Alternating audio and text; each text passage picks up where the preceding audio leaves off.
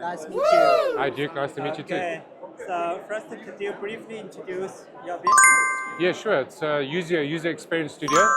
It's an enterprise application building platform with our GenBots and AI. Yeah. It's full stack. It's portable. It's container based, highly secure.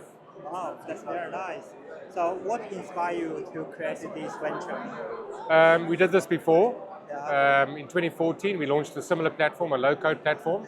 We were bought out in 2019, and we started from scratch. We decided we want to build something on a higher level, and we basically rebuilt Salesforce architecture and Microsoft architecture, so our customers can be their own Salesforce, their own Microsoft, and manage all their applications. And it's usage-based, not user-based.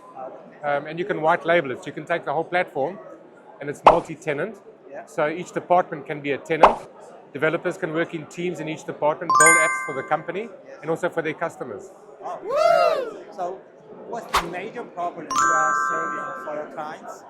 The major problem is the adoption of AI, bad data. So we can connect to any data source, so you can use a lot of data for your AI, and it's highly secure. So what brings to the London Tech Week? Oh, what? An advert? Well, we actually launched in February this year. We've been building the platform for 4.5 years. Yeah. And we just started our road shows. In fact, last week we won a competition in Switzerland, Panaroma AI. We were compared against Bubble, Replit, Cursor, Windsurf, and a couple more Vibe coding platforms, and we won the competition because of our security, our AI capabilities. You can swap out any LLM that you want. And we also have an agent marketplace coming soon. It's very nice. So I do like your slogan, build a Rome in one day. Yes. So can you tell me what's the story behind? Yes, certainly. So the way it normally works in an enterprise, if you need an application for a department, it takes around 3 months, 4 months before it goes live. With us, it's 30 seconds, and you're live. So you could build Rome in a day, because you could build how many apps in every 30 seconds in a day? Very nice. This morning, our PM, Nikhil Stama, had a conversation with Jinsen from NVIDIA. So they are discussing about the AI infrastructure in the UK. So how's your view about the infrastructure here? The infrastructure of AI is still growing. It's still maturing. I think it's also going to reach a point where it's going to go down. And the solutions that are really have meaning to businesses to make more profit are the ones that are going to survive. And I think at a later stage you'll see that AI will have more traction, have more trust, because that's a big problem today is people, when they use AI, they're putting company information out into the public environment, or they're trusting other platforms to hold their data, which means that the attack surface is really big. And I think once that problem has been properly addressed, which is what we do, AI will have a real leap forward.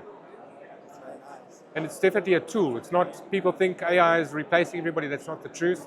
If you can think about AI like if you were at school and you started with a pencil and an eraser and you were doing your maths, and the next grade you got a calculator, and then you got a scientific calculator. It could make you calculate faster. That's what AI is to humanity. Yeah. Oh, that's a brilliant idea. So, what's your point about the AI impact for education? Not for the higher education, maybe for the secondary or primary schools. So how's your view? My view is that the education system is going to have to change because it's still a traditional way of teaching. And when students leave school, they're going to be walking into an environment where AI has already been adopted. And so we need to work backwards and get our children to understand AI and start using the tool in a trusted way, so that when they graduate, they already have the tools to be able to perform in the employment market. This morning Jensen said everyone can be a programmer, the human language, instead of the Python or the C++ or any other programming. So do you agree with the point? I agree with it to an extent, but I think we still have a long way to go. And what I compare it to is, imagine if you study to be a mechanical engineer and you repair motor vehicles. And if you had to fix a problem in a vehicle, it's best to know how vehicle combustion works. So you have to start in the basics. So AI cannot replace programmers.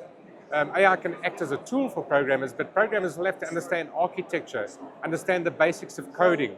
So the fundamentals will still have to be something that needs to be taught, and then AI will work on top of that. So if that means you should be the subject matter expert first, but then plus the AI as accelerator. So these two combinations will be the factor of success, right? Yes, I think so. It's a parallel thing. The education of the field you're in is very important to understand the results that you require when using tools. And it doesn't necessarily mean it's AI, it could be a scientific calculator. Perfect. So my final question is, in innovating in UK, so there are many entrepreneurs, startups want to enter into the UK. So can you give 3 tips for these founders? Well, I'm telling you that I'm actually from Switzerland. That's where our head office is, and we've got a company in America as well.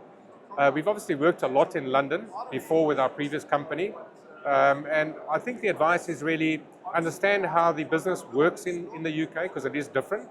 And also understand how the systems work. It's a different culture, it's a different country, and one has to understand that. So one has to do a bit of exploration or get close to somebody that understands it, and then you'll be more successful. Yeah, okay. Thank you very much. No, you're welcome.